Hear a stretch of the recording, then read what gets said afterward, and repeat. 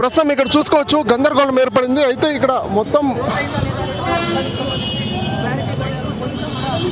Police బందోబస్తు మొత్తం ఇక్కడ ఏర్పడింది. అయితే ఇక్కడ గందరగోళం అయితే నెలకొంది, తోపులాట్లయితే కొనసాగుతూ ఉంది. అయితే ఏం జరుగుతుందో ఇక్కడ ఏమీ అర్థం కాని పరిస్థితి. అయితే ఇక్కడ చూసుకుంటే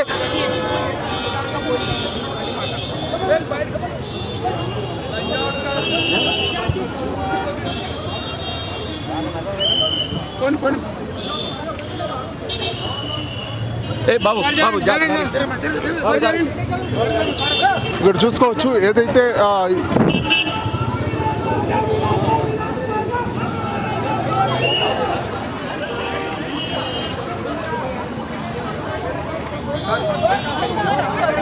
సార్ తీసుకెళ్ళిపోండి సార్.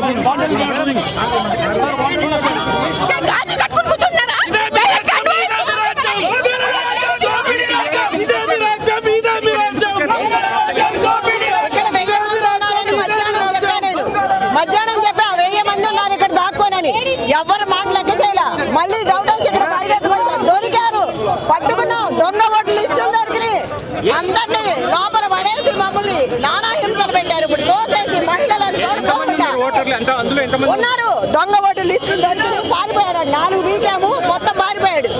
చాలా మంది ఎటు వీలైతే అటు పారిపోయారు. దొంగ ఓటులు, రిక్కింగ్, పోలీసులు కూడా ఆడకే వస్తారు. మమ్మల్ని చాలా హింసిస్తున్నారు. ఈ ప్రజారాజ్యంలో మనిషికి హక్కు లేదా? ఇట్లాగైనా చేసేది? ఈ ప్రజారాజ్యంలో మనిషికి సొంతంగా చేసుకునే హక్కు లేదా? ఇట్లా చేస్తారా?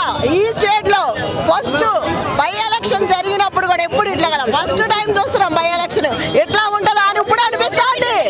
రౌడీజమా ఇది రద్దు చేయాలి. మీరు కూడా రిగ్గింగ్ చేస్తున్నారని చెప్పేసి కాంగ్రెస్ చూపిండి, ఆధారాలు చూపించండి. మేము చూపించాలా? నేను చూపించాలా?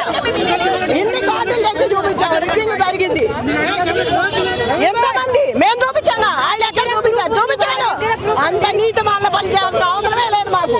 అట్లా ఉంటే మా ఆయన 3 సార్లు గెలిచేవాడే కాదు, ప్రజల ప్రేమతో మద్దతు ఇచ్చి గెలిపించుకున్నారు. వా గోపన్నని ప్రేమతో గెలిపించుకున్నారు. ఎవ్వరు కూడా ఇట్లా హింసించి ఇచ్చేలా. జనాలు చక్కగా సైక్యతతో గొడవ లేకుండా హాయిగా ఆడపిల్లలు కానీ మొత్తం రౌడీ రాజ్యం తోపుడు బళ్ళ నుంచి అందరినీ బెదిరించడమే. ఆడపిల్లలు అర్ధరాత్రి నడుస్తాండి, వాళ్ళు కూడా హేళన చేయడం ఏంది? 1000 మందిని పెట్టి 1000 మందిని